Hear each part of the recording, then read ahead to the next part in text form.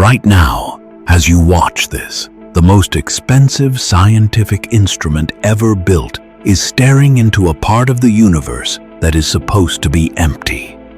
And it is finding monsters. For the last 50 years, every textbook, every professor, and every simulation told us the same story. After the Big Bang, the universe fell into a deep, freezing sleep called the Cosmic Dark Ages. We were told it took hundreds of millions of years for the first flickering embers of light to appear.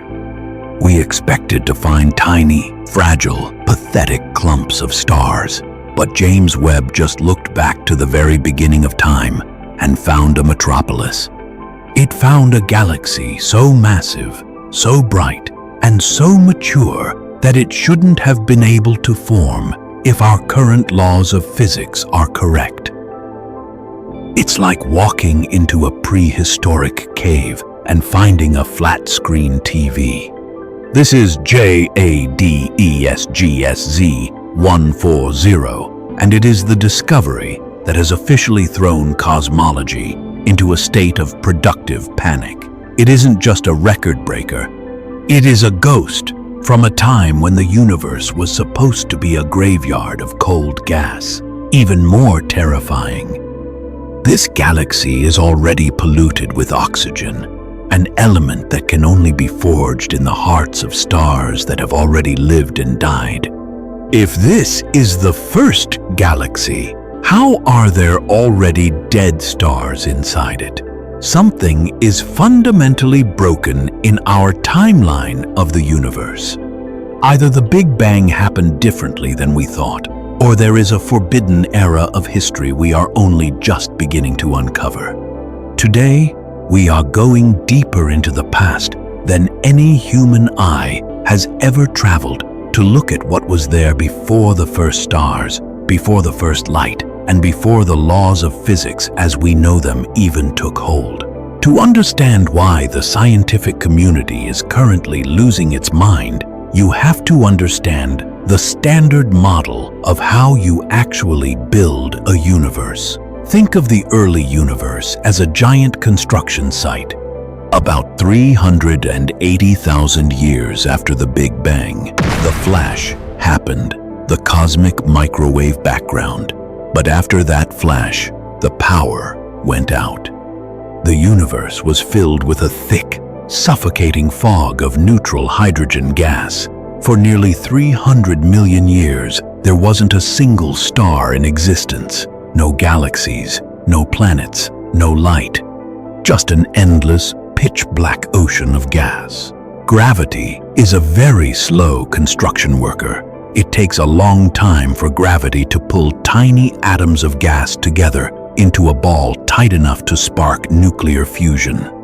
This is why we call it the Dark Ages. It's the waiting room of eternity.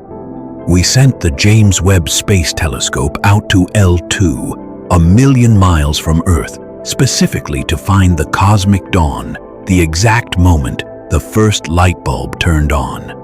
We expected to find population 3, stars, massive, unstable giants made of pure hydrogen.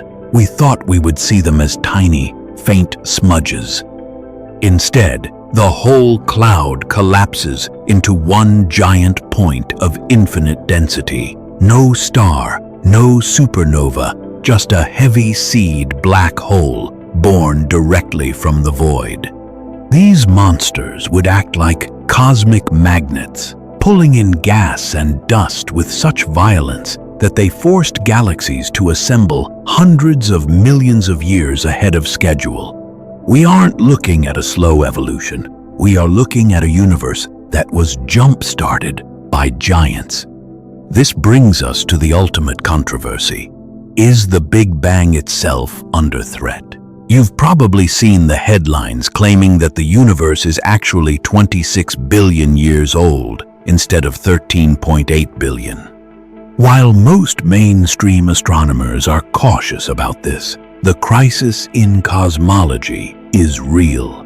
The tension is growing. We measure the expansion of the universe in two ways: by looking at the afterglow of the Big Bang and by looking at the movement of modern stars. The two numbers don't match. And now, Webb is showing us that the early universe was overdeveloped. It's as if we've been looking at a map of a city, but when we actually got there, we found the buildings were twice as tall as the map said they were. We might have to change our understanding of early dark energy, a mysterious force that might have pushed the universe to expand faster in its first few million years, giving gravity the kick it needed to build these impossible structures. We are currently living through the most significant shift in human knowledge since Hubble proved there were other galaxies beyond our own. We used to think the beginning was a simple, elegant explosion. Now we see it was a chaotic, high-speed race where stars and black holes were competing to see who could grow the fastest in the dark. James Webb is showing us that the cosmic dark ages weren't a time of quiet waiting. They were a time of invisible titans. We are finding that the universe woke up with a scream, not a whisper. Every time Webb sends back a new image, we aren't just seeing pretty lights. We are seeing the destruction of our old ideas and the birth of a new, more complex story of where we came from. We are finding that the past is much more crowded than we ever imagined. And the first galaxy we found, it's likely just the tip of the iceberg. There is something even older, even bigger, and even more impossible, hiding just a few million years further back in the red-shifted fog, and we are going to find it. If you want to stay updated as we decode the next batch of data that could officially change the age of our universe, make sure you're following this journey.